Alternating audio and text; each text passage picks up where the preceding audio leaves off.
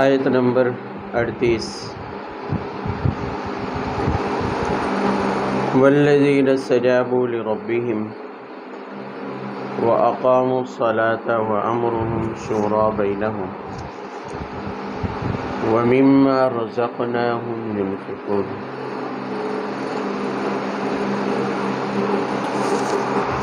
پچھلی آیت سے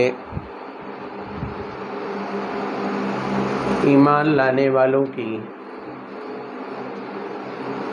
کچھ مخصوص صفات کو بیان کیا جا رہا ہے۔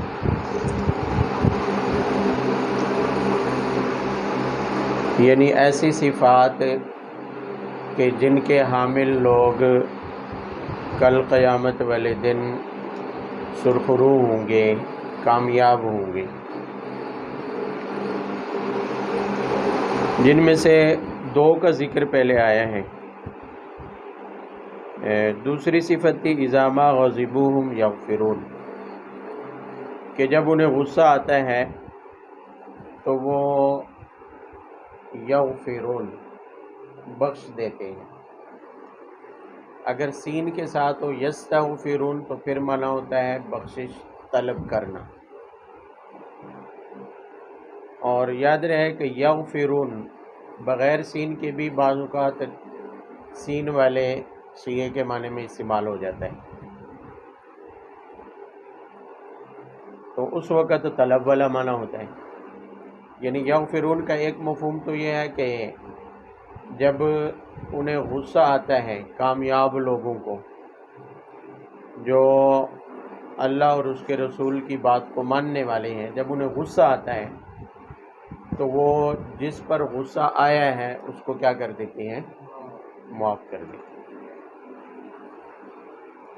یعنی غصہ نکال بھی سکتے ہوں، ایسا کہ جس پر غصہ آیا ہے اس پر غصہ نکال بھی سکتے ہوں، اس سے طاقتور ہوں، وہ ماتحت ہو، مثلا بیوی بچے ہیں، شاگرد ہے، اور کمزور، غریب، اپنے سے کم درجے والا بندہ ہے، اس پر غصہ آیا ہے تو پھر میں یغفرون۔ کامیاب لوگوں کی نشانی، ایمان والوں کی نشانی یہ ہے کہ وہ اس کو کیا کر دیتے ہیں؟ معاف۔ اور اگر اپنے سے طاقتور ہو تو اس کو تو ویسے ہی معاف کرنا ہی پڑتا ہے نا۔ وہ جیسے لطیفہ مشہور ہے نا کہ بیوی کو کہا کہ جب میں اٹھوں تو ناشتہ تیار ہو، ورنہ اس نے کہا ورنہ، کہا کہ ویسے ہی چلا جاؤں گا، باہر کر لوں گا۔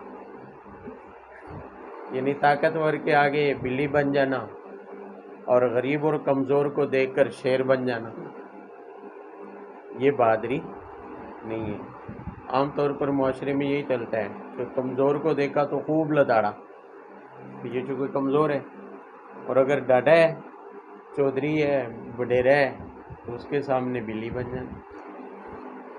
اس کے بات پر غصہ بھی آئے تو وہ غلط بھی کہہ دے تو اس کو کہنا جی تسی تے بادشاہ بندے ہو، اور اگر اپنے سے کوئی غریب کم تر صحیح بات بھی کرے تو کیا کہتے ہو؟ بک بک نہ کر۔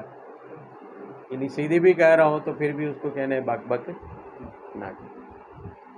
تو یہ اخلاقیات ہے اسلام کی کہ جس پر غصہ ہے اور پورا بھی کر سکتے ہو، غصہ نکال بھی سکتے ہو، تو پھر کیا کرنا ہے؟ یغفرون۔ کامل ایمان والوں کی نشانی یہ ہے کہ وہ کیا کر دیتے ہیں؟ معاف کر دیتے ہیں۔ یہ اخلاقیات ہیں۔ اسلام کا بڑا حصہ اخلاقیات پر مشتمل ہے۔ تو غصہ آئے تو جس پر غصہ آیا ہے اس کو کیا کر دیں؟ معاف۔ اور غصے کی حالت میں عام طور پر اٹھایا ہوا قدم ہوتا بھی نقصان دہ ہے بندے کے لیے۔ غصے کی حالت میں سزا دینا، غصے کی حالت میں کوئی بھی اقدام کرنا کسی بھی قسم کا غصے کی حالت میں بندے کو نقصان دے سکتا ہے۔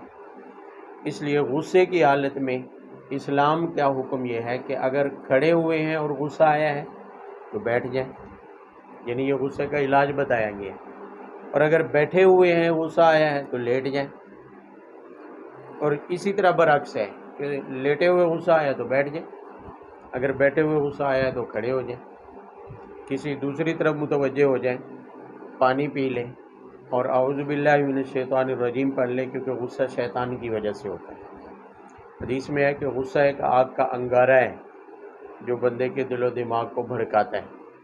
تو غصے کے وقت اسلام نے یہ حکم دیا ہے کہ قرآن پاک میں بھی آپ نے پڑھا والکاظمین الغیظ والعافین عن الناس، خاص کامیاب لوگوں کی صفات ہیں کہ بھی جو غصے کو پی جانے والے، والعافین عن الناس، اور لوگوں کو کیا کر دینے والے ہیں، معاف کر دینے والے ہیں۔ تو بہرحال غصہ اگر آئے بھی تو غصے کی حالت میں کوئی اقدام کرنا بندے کے لیے نقصان دہ ہو سکتا ہے۔ اسلام کا حکم یہ ہے کہ غصے کی حالت میں کوئی اقدام نہیں کرنا چاہیے۔ بہت سارے بندے آتے ہیں جی طلاق دے دی ہے غصے کی حالت میں، اب کیا کریں؟ وہ بھئی طلاق ہوتی ہی غصے میں، پیار میں کہاں ہوتی ہے؟ پیار و محبت میں طلاق ہوتی ہے؟ ہرگز نہیں۔ تو جی بس غصہ آیا ہوا تھا، اب کیا کریں؟ اب اس کا حل کیا ہے؟ تو یاد رہے کہ غصے کی حالت میں دی ہوئی طلاق بھی ہو جاتی ہے، بلکہ حدیث میں تو یہاں تک ہے ثلاث جد جد ہزل ہزل، تین چیزیں ایسی ہیں کہ مذاق میں بھی ہو جاتی ہیں اور سیریس ہو تب بھی ہو جاتی ہیں، ارادہ ہو تب بھی ہو جاتی ہیں، ارادہ نہ ہو تب بھی۔ نکاح، طلاق اور رجوع، نکاح، طلاق اور رجوع، بھی دو غیر شادی شدہ مرد و عورتیں دو بندوں کی موجودگی میں گواہ بناتے ہوئے مذاق میں ایجاب و قبول کر لیے، کہا کہ میں تجھ سے نکاح کرتا ہوں، اس نے کہا آگے سے میں تو مجھے قبول ہے، نکاح ہو جائے گا، نکاح ہو جائے گا۔ اور اسی طرح مذاق میں طلاق دی، بیوی نے طلاق مانگی اور اس نے دے دی، مذاق چل رہا ہے، طلاق ہو جائے گی۔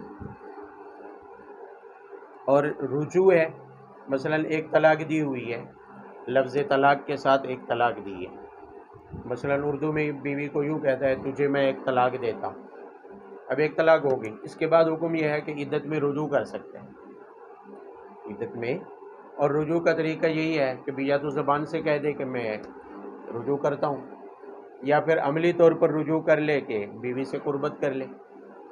اب اگر اس نے مذاق میں رجوع کر لیا تو ہو جائے گا، ارادتاً کیا تب بھی ہو جائے گا، مذاق میں کیا تب بھی کیا ہے، ہو جائے گا۔ تو غصے کی حالت میں بھی زیادہ سے زیادہ بندہ یہی کہہ سکتا ہے کہ غصہ تھا، ارادہ تو تھا نہیں، ارادہ تو تھا نہیں، مگر مذاق کی حالت میں بھی تو ارادہ نہیں ہوتا ہے، تو آپ صلی اللہ علیہ وسلم نے فرمایا ہو جائے گی۔ تو لہذا غصے کی حالت میں کوئی بھی اقدام کرنا نقصان دہ ہو سکتا ہے، اس لیے غصے کی حالت میں خاص طور پر طلاق والے معاملات کے بارے میں تو بولنا ہی نہیں چاہیے غصے کی حالت میں، اس لیے کہ غصے کی حالت میں بندہ پھر حد پار کر جاتا ہے، ایک کی بجائے تین ٹھوک دیتا ہے، بے پکا کر دیتا ہوں۔ تو لہذا ہاں غصے کی حالت میں البتہ یہ ہے کہ فی زمانہ ایک حالت مستثنیٰ ہے کہ بھی کوئی ہائی بلڈ پریشر کا مریض ہے، جیسے کہ آج کل عام ہے، ہائی بلڈ پریشر کے امراض عام ہیں، اور ہے بھی اتنے خطرناک حد تک کہ ڈاکٹر اس کو کہہ دیں کہ بھی اس کا غصہ اتنا ہائی لیول کا ہوتا ہے، بلڈ پریشر میں ہائی ہو جاتا ہے غصے میں، کہ اس کو یہ ہوش و حواس میں نہیں رہتا، ہوش و حواس میں نہیں رہتا، جیسے نشے والا ہوش و حواس میں نہیں رہتا۔ تو اس درجے کا اگر غصہ ہو اور واقعی اس کی یہ حالت کئی بار ہو چکی ہو، ایسی کیفیت اس کی ہو چکی ہو کہ غصے میں، شدید غصے میں وہ اپنے ہوش و حواس ہی کھو دیتا ہوں، تو پھر البتہ اس صورت میں علماء نے کہا ہے کہ طلاق واقع نہیں ہوگی، ورنہ غصے کی حالت میں طلاق کیا ہو جاتی ہے، واقع ہو جاتی ہے۔ تو بہرحال غصہ ایک نقصان دہ عمل ہے، اس لیے کامیاب آخرت میں فرمایا کامیاب ہونے والے وہ ہیں جو دنیا میں غصہ بھی آئے تو پھر اس کو کیا کر دیتے ہیں۔ اب عقلی طور پر عام طور پر اس پر لوگ اشکال کرتے ہیں، ملحدین خاص طور پر، کہ بھی اللہ تعالیٰ نے نعوذ باللہ من ذالک اللہ کی تخلیق پر گویا کہ اعتراض ہے کہ بندے میں ایسی صفات رکھی کیوں ہیں جو بندے کو غلطی پر آمادہ کرتی. غصہ نہیں ہونا چاہیے. جب غصہ شیطان کی طرف سے ہے تو پھر غصے والی طبیعت مزاج یہ بھی تو انسان کا اللہ نے بنایا ہے. ہر انسان کو غصہ آتا ہے. ہر انسان کو جس طرح پیار محبت والی کیفیت اللہ نے رکھی ہے اسی طرح غصے والی بھی رکھی ہے. تو پھر اس کا کیا فائدہ ہے؟ یعنی لاجک کیا ہے؟ وہ اس کے پیچھے حکمت تلاش کرتے. تو حکمت بھی بہرحال اس میں موجود ہے کہ درست جگہ پر غصہ کرنا کا اسلام نے حکم بھی دیا ہے.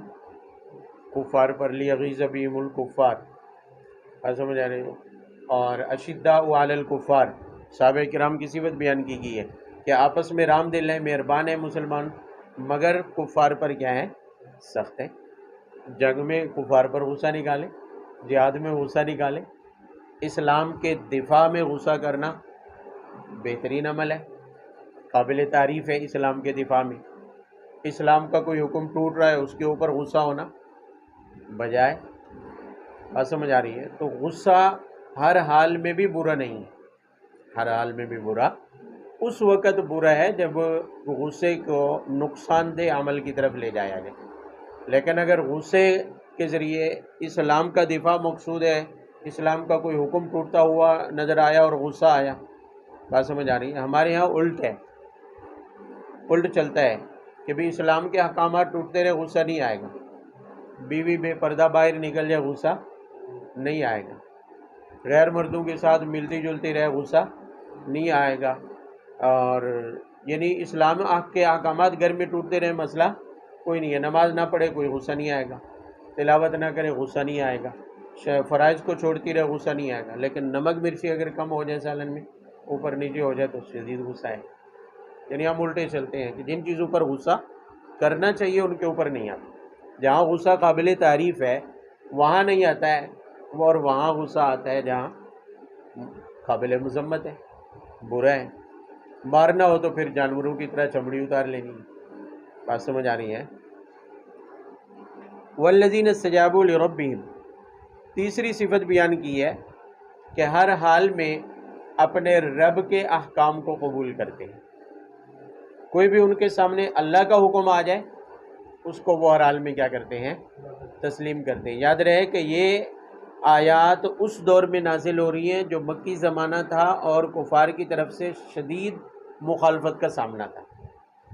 کفار کی طرف سے شدید مخالفت کا سامنا تھا.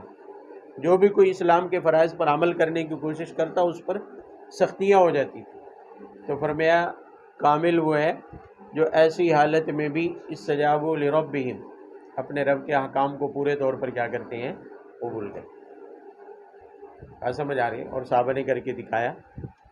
جس جس چیز کا حکم آیا، ایمان کا حکم آیا قبول کر لیا. ایمان کے بعد نمازیں کر لیا قبول اور سرعام کر لیا.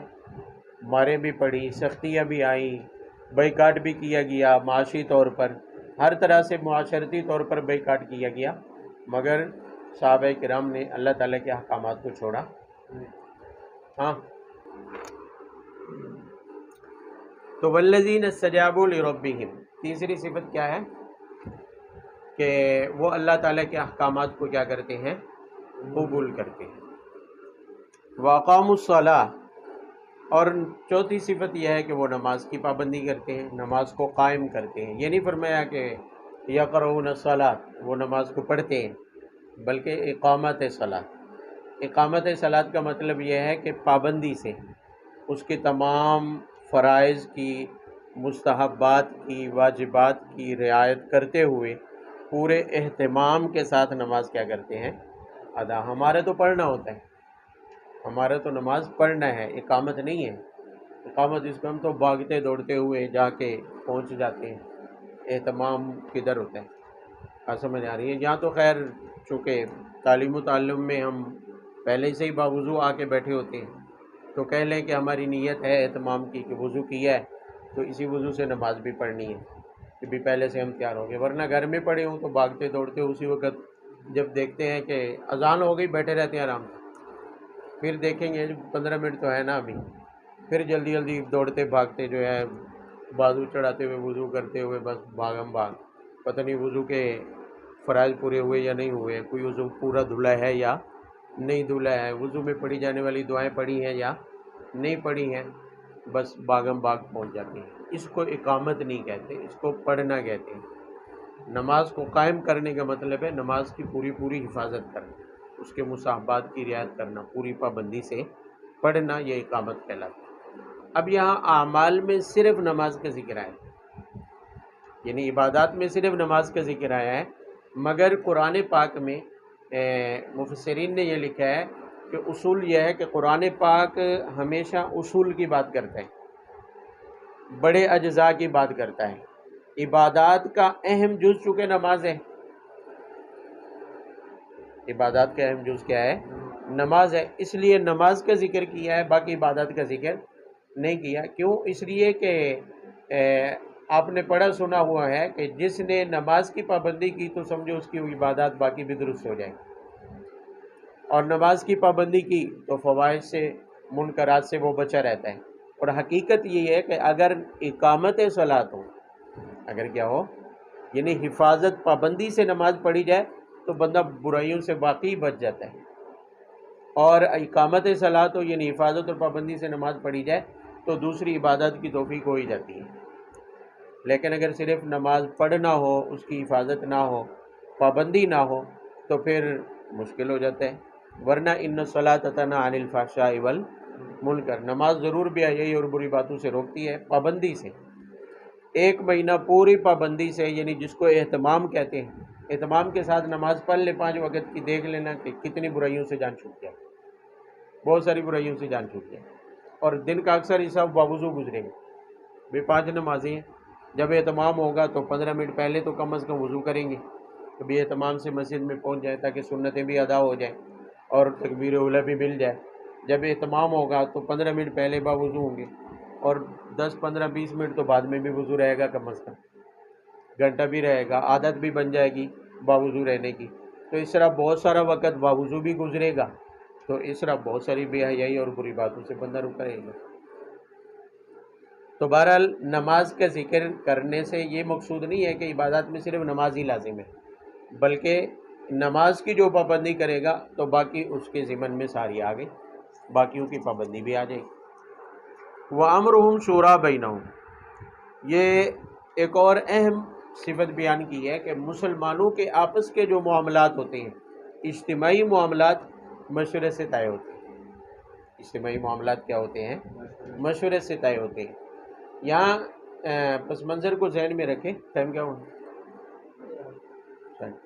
پس منظر کو ذہن میں رکھیں کہ مکہ مکرمہ میں اس وقت اسلامی حکومت نہیں، کفار کی حکومت تھی، ایک کفار کی سرزمین تھی سمجھو، مسلمان وہاں اقلیت میں تھے، تو مسلمانوں کو حکم دیا جا رہا ہے کہ تمہارے جو آپس کے معاملات ہیں، چاہے وہ عدالتی معاملات ہیں، لڑائی جھگڑے کے معاملات ہیں، قانونی معاملات ہیں، کوئی بھی مسائل ہیں، انہیں حل کرنے کے لیے آپس میں مشاورت سے کام لیا جائے، مشورے سے کسی کو اپنا بڑا طے کر لیں۔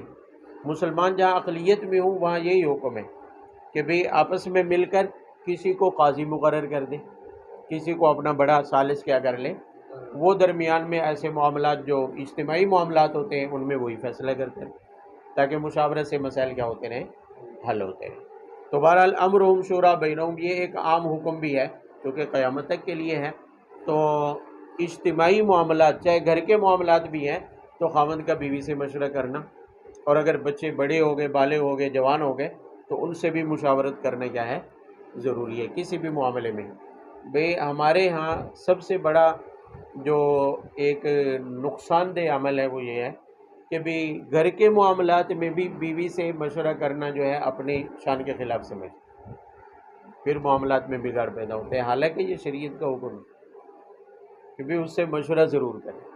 ٹھیک ہے، اگر اس کی رائے پسند نہیں آتی ہے مشورہ ضرور کریں، کم از کم اس سے اتنا تو ہوگا کہ جو مشورے میں طے کر لیں گے، بھلے آپ اپنی رائے کے ذریعے طے کریں، دلیل سے تو طے کریں گے نا، اسے سمجھا بجھا کر تو طے کریں گے نا، اطمینان تو ہوگا، وہ اعتراض نہیں اٹھائے گی، انبن نہیں ہوگی خاوند بیوی کے درمیان۔ اکثر جو معاملات میں خاوند بیوی کے درمیان میں انبن ہوتی ہے وہ یہی ہوتی ہے، سیدھا حکم چلاتے ہیں۔ بعض گھروں میں تو یہ ہوتا ہے کہ جی میری والدہ تجھ پر حاکم ہے، وہ بھی شادی تیرے ساتھ ہوئی ہے، والدہ کے ساتھ ہوئی، ٹھیک ہے، والدہ ہے آپ کی، اس کی آپ خدمت کریں، آپ کے اوپر ان کی دیکھ بھال لازم ہے، ان کا حکم ماننا لازم ہے، مگر آپ کی بیوی پر آپ کا حکم تو ماننا لازم ہے، مگر آپ اس کو بالکل نظر انداز کر کے اس کو بھی والدہ کی غلامی میں دے دیں، یہ تو غلط ہے۔ ایسے غلام بنا دیا جاتا ہے کہ بھئی پیسے خرچہ چاہیے تو والدہ سے مانگو، میری والدہ سے۔ اب وہ آگے سے ماشاءاللہ آج کل کی ساسیں ہیں، سبحان اللہ،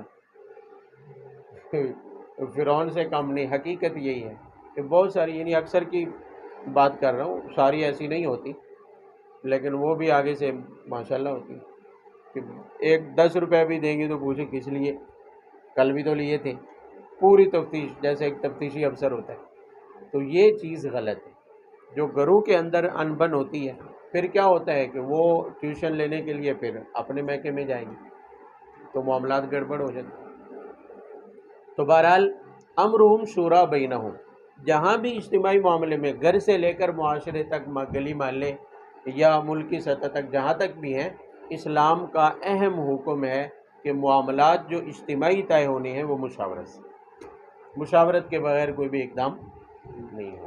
اب خلفائے راشدین کو دیکھ لیں، کسی بھی جنگ کا فیصلہ ہوتا ہے بغیر مشاورت کے نہیں ہوتا، اجتہادی مسائل میں بھی بغیر مشاورت کے فیصلہ نہیں ہوتا۔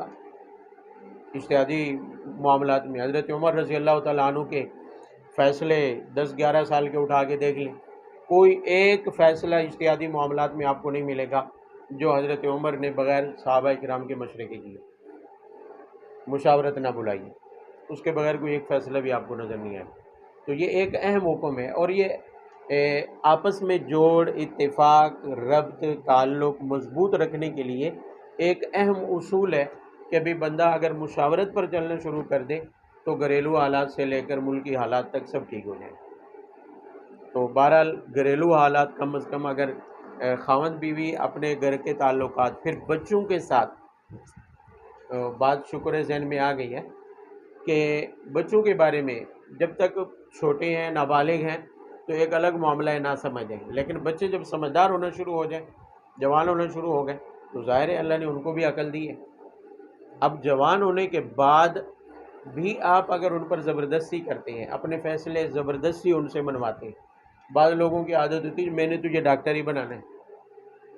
اب بچے کی تعلیم، بچے کا دماغ، بچے کا رجحان کسی ایسے کام کی طرف ہے جو بالکل باپ کے سوچے ہوئے کام سے کیا ہے، مختلف ہے، تو کوئی فرض واجب تو نہیں ہے کہ بھی اس کو ڈاکٹر ہی بنانے، وہ بننے دو جو وہ بننا چاہتے ہیں۔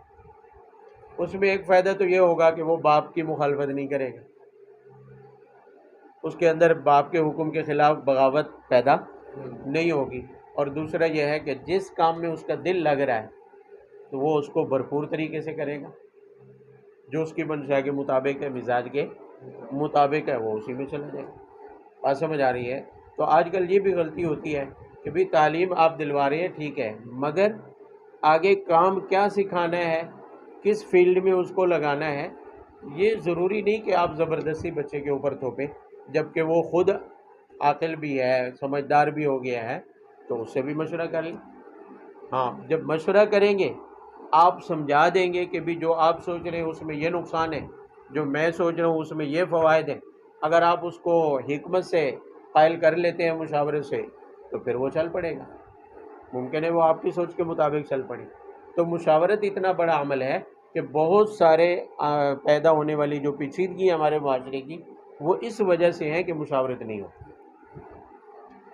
مشاورت کا عمل نہیں ہوتا تو پھر پیچیدگیاں پیدا ہوتی ہیں، اس کی وجہ سے نقصانات پیدا ہوتے ہیں، گھروں میں ناچاکیاں، باپ بیٹے میں ناچاکیاں ہوتی ہیں، پھر عمر یہ ہوتی ہے کہ بوڑھا ہو گیا اور ادھر بچوں کے شکوے زبان کے اوپر ہوتے ہیں، وہ میری مانتے نہیں ہیں، میں کہتا ہوں یہ کرو وہ دوسرا کر رہے ہیں۔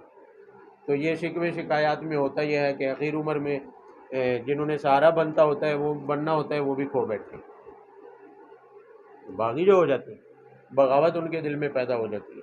تو بہرحال یہ چیزیں اسلام نے سکھائی ہیں، بہت بڑے یعنی ہم تو چونکہ ہمارے پاس وقت مختصر ہے، ہر بات کی لمبی چوڑی ہم تفسیر نہیں کر سکتے، تو امرہم شورا بینہم یہ اتنے اصولی بات کر دی ہے کہ اس کے بہت زیادہ فوائد ہیں۔ اسلام نے جو بھی احکام اور اصول طے کیے ہیں ان کے اپنی جگہ پر بہت زیادہ فوائد ہیں، تو اجتماعی معاملات میں مشورہ ایک اہم عمل ہے۔ وَمِمَّا رَزَقْنَاهُمْ يُنْفِقُونَ، ایک صفت یہ ہے کامیاب لوگوں کی، فرمایا مِمَّا رَزَقْنَاهُمْ يُنْفِقُونَ، جو اللہ نے دیا اس کو وہ کیا کرتے ہیں؟ خرچ کرتے ہیں۔ اس کے فضائل کئی بار گزر چکے ہیں، فوائد بھی گزر چکے ہیں کہ اللہ کا دیا ہوا خرچ کرنا۔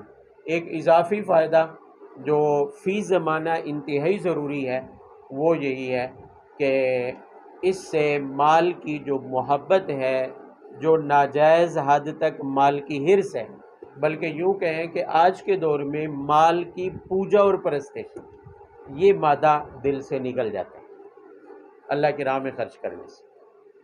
اس لیے کہ اگر اللہ کی راہ میں خرچ نہیں کریں گے بخل پیدا ہوگا، مال کی محبت، مال کی حرص پیدا ہوگی، اور فی زمانہ یہ حرص بندے کو مال کی پوجا تک لے جاتی ہے۔ یہ مال کی پرستش ہی ہے کہ بھئی کسی اور کا حق بندہ کیوں کھاتا ہے؟ کسی اور کا حق دینا ہے پھر بھی قرضہ دینا ہے، دینے کو دل نہیں کر رہا۔ لوٹ مار جو مچائی ہوئی ہے کہ 10 کی چیز 20 کی بیچ رہا ہے، ناجائز منافع خوری کس لیے کر رہا ہے؟ دوسرے کا حق کھا رہا ہے دھوکے کے ذریعے۔ کسی نے کاروبار کے لیے پیسہ دیا، وہ ہڑپ کر گیا، کسی کی زمین پر قبضہ کر لیا، وراثت کا حق تھا، بھائیوں بہنوں کو لتاڑ کے خود اپنے قبضے میں لپیٹ کے کھا گیا۔ کس لیے؟ یہ دولت کی پرستش ہے۔ اس لیے کہ اگر حقیقت میں دل سے وہ رب کی پرستش کرتا ہوتا تو پھر اللہ کے احکامات کے مطابق دولت کی تقسیم بھی ہوتی، دولت کو خرچ بھی کرتا، دولت کا حصول بھی پھر اللہ تعالیٰ کے احکامات کے مطابق ہوتا۔ اور یہ دولت کی پرستش دجال کے قریب کرنے والی ہے۔ سورہ کاف کا میں نے حوالہ دیا تھا، اس میں یہی چیز سمجھائی گئی ہے کہ جو دنیا پرستی ہے، دولت پرستی ہے، یہ دجال کا اہم ہتھیار ہے، اور یہ زمانہ دجالیات کا ہے۔ اس وقت پوری دنیا میں دیکھیں کہ لوگوں کے اندر مال کی محبت اور دولت کی محبت اتنی بھر دی گئی ہے، اتنی بھر دی گئی ہے، پختہ ہو گئے ہیں مال کی محبت میں کہ وہ دین، رب کے احکام، شریعت، ہر چیز کو اور نظر انداز کر سکتے ہیں، مگر اپنے مال کو، دنیا کے فائدے کو نظر انداز نہیں کر سکتے۔ سارے نقصان برداشت ہیں مگر دنیا کا نقصان برداشت نہیں۔ بچہ نماز نہ پڑھے کوئی مسئلہ نہیں، جو گناہ کرتا رہے کوئی مسئلہ نہیں ہے، یعنی جو مرضی کرتا رہے، شریعت کے احکام توڑتا رہے، کوئی مسئلہ نہیں ہے۔ لیکن اگر بچے سے 10-20 کا نقصان ہو جائے تو چمڑی اڑا لیں گے۔ ہوتا ہے کہ نہیں ہوتا؟ آسمان سر پہ اٹھا لیں گے۔ کیوں؟ کہ بھئی پوجا تو رب کی کرنی ہے مگر یہاں دولت کی ہو رہی ہے، دولت کا نقصان ہوا تو جوتا اتار لیتے ہیں، مگر اگر اللہ تعالیٰ کی پرستش میں کمی آئی تو کوئی مسئلہ نہیں، کوئی چیز مسئلہ نہیں۔ وہ بیٹا دولت لا کر دے کوئی مسئلہ نہیں ہے، شریعت کے احکام نہ مانے تو ٹھیک ہے، دولت لا کر دے تو ٹھیک ہے، ہر حال میں بہترین ہے، کماؤ بچہ ہے، لیکن نماز کی پابندی نہیں ہے، فرائض چھوڑ رہا ہے، شریعت کا کوئی پتہ نہیں ہے، تو اس کے بارے میں کوئی فکر نہیں۔